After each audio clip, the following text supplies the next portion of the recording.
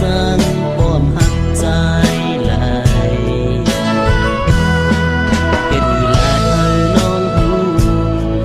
พูดถึงใจไหนเงาใจปีไหนหักน้องในล้นยาเคยเฮาน้องพูดถึงใจแต่ใจอำจางเฮ็ดไหล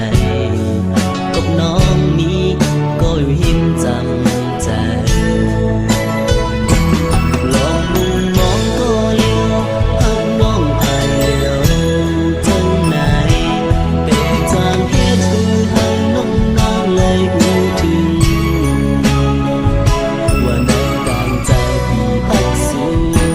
แต่หัวใจน้องก็มีปุ่นตาเปิดก็นั้นตาปุ่นใจก็เลยมุมมองน้องเลยทำ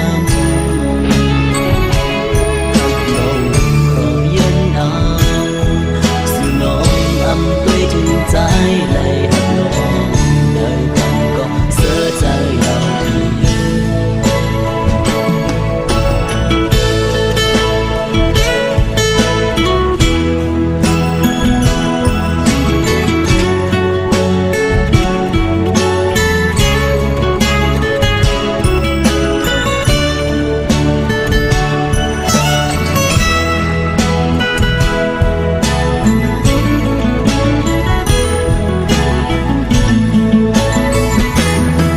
เห็นเวลาเธอน้องหู